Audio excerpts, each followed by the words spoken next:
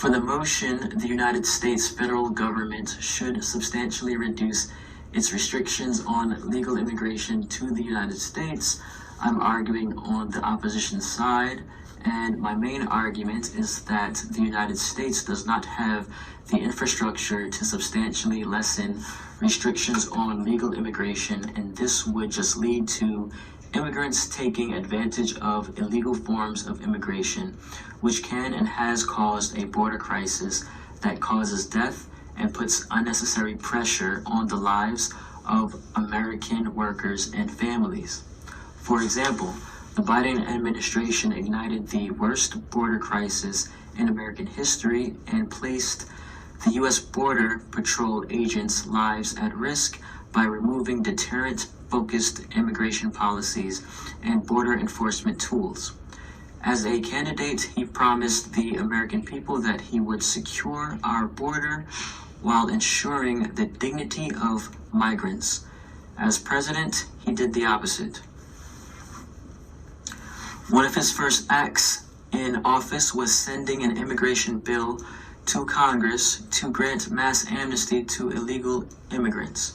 He also ended the so-called Remain in Mexico policy, which curbed illegal immigration by stopping the abuse of our nation's asylum laws.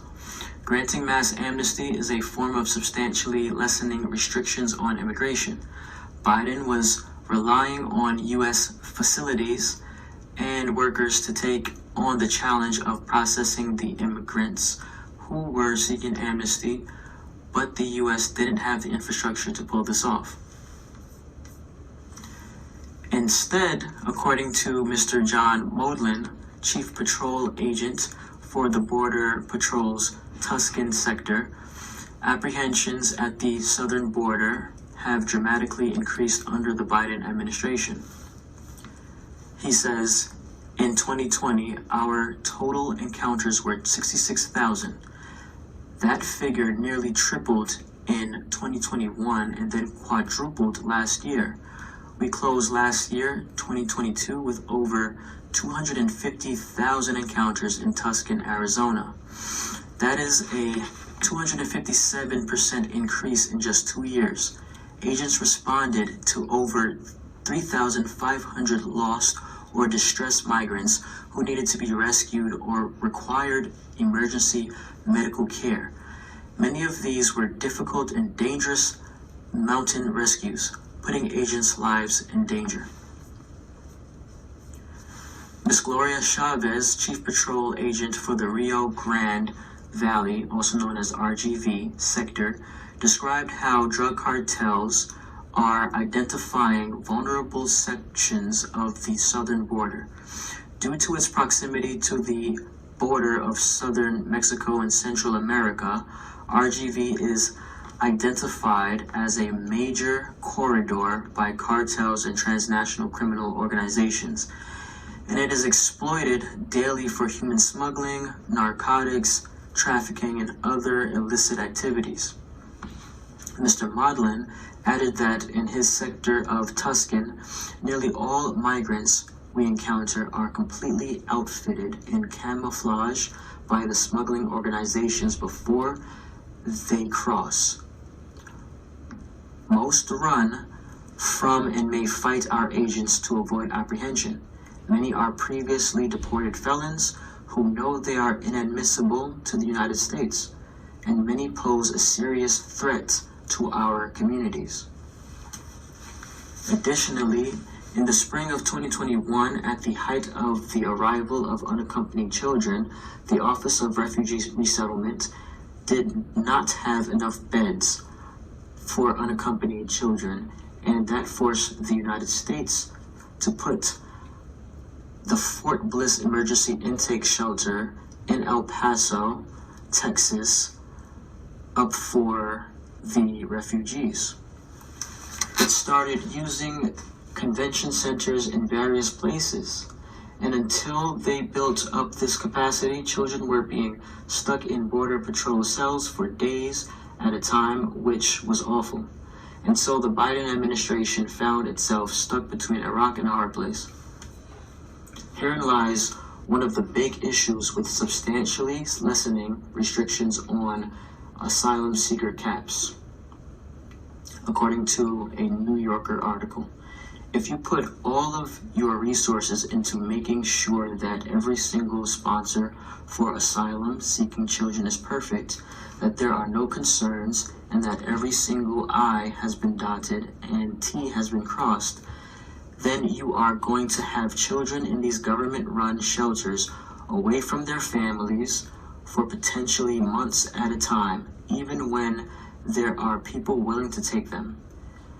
That is often family members, loving family members, good people who are not trying to exploit them. At that time, you are going to have kids piling up in Border Patrol cells because there just aren't enough beds to take them in these government shelters. But if you get kids out of the shelters too quickly because you are trying to clear kids from the border, then you are going to be inadvertently releasing some kids to bad faith sponsors who do take advantage of them. And it leads to the border crisis-like situation that we are currently in, which led to the Biden administration reversing open border policies. Instead of this kind of crisis, a better solution would be finding better ways for immigrants who would be illegal immigrants to go through the legal process instead, so the U.S. can save lives, not separate families, and reduce the pressure being put on American working families. My second argument is that lessening restrictions on legal immigration can cause pressure on housing costs.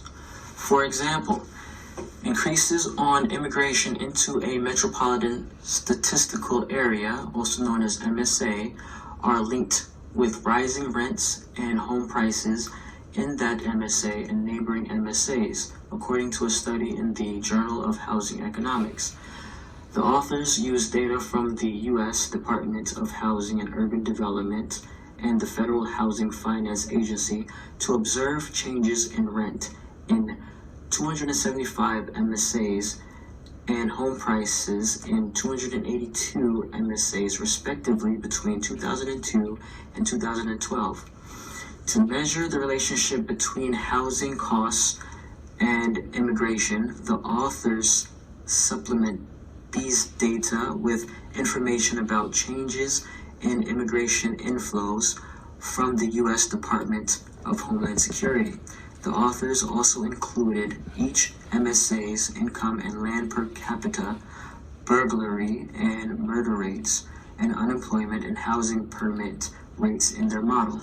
The key findings include an increase in the number of immigrants equal to 1% of an MSA's total population was linked with a 0.8% increase in rents and a 0.8% increase in home prices. The same increase in immigrants was associated with a 1.6% rise in rents and a 9.6% rise in home prices in surrounding MSAs. As immigrants move into an MSA, natives tend to move to surrounding MSAs, indicating that the spillover effects may be driven by native population movements.